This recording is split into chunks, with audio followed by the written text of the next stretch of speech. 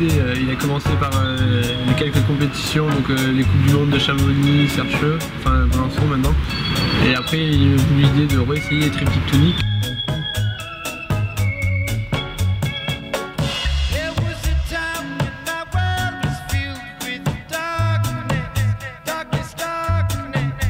J'avais déjà fait en fait, c'est un mixé plus où il y avait 2 réglettes de Sika. Donc la réglette de Sika a été cassée par Guillaume Lebray il y a 2 ans. Et en voyant ça, Cédric Lopiccolo, l'équipeur, il a regardé et ça passait avec des prises naturelles sur la gauche. Donc le passage il était beaucoup plus dur. Ça valait vraiment le coup de libérer la ligne en naturel. Donc il a décidé d'enlever les 2 prises de Sika.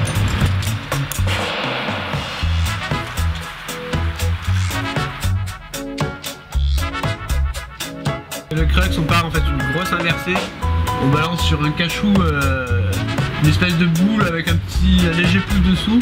Là c'est un peu compliqué de se mettre sur un talon, il faut vraiment se mettre en position sur le talon pour croiser sur une colonnette vraiment très fine, on est toujours dans le gros des verres.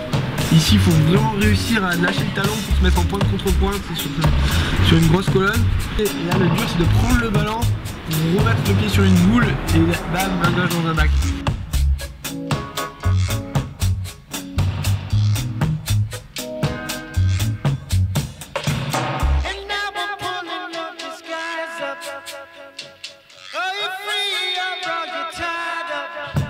Si on la décompose en fait, c'est vraiment la section du bas qui est dure. Donc on fait une bonne résille et on arrive dans un gros passage bloc. On va dire que le plus dur il se joue à 13-14 mètres du sol. Et après en fait on arrive sur des petites décontractions, un gros genou. Et après il faut gérer un 8B de 15-20 mètres jusqu'au sommet. Donc en général ce 8B j'étais le seul à tomber dedans. Et sinon si on gère bien le truc et qu'on a bien calé les méthodes, on ne tombe plus dans la suite en fait.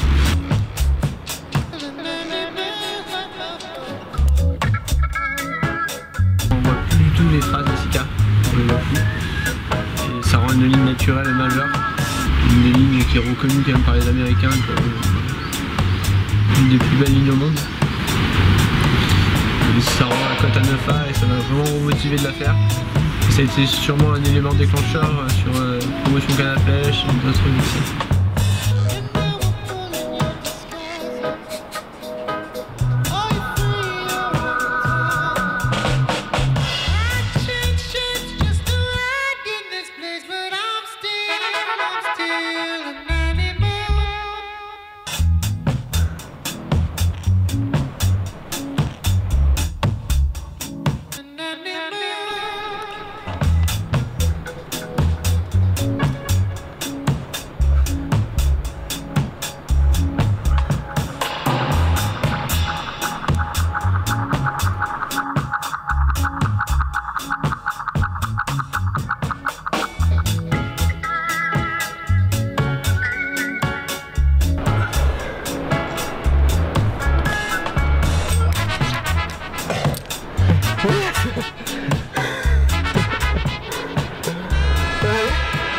Okay, good. Well.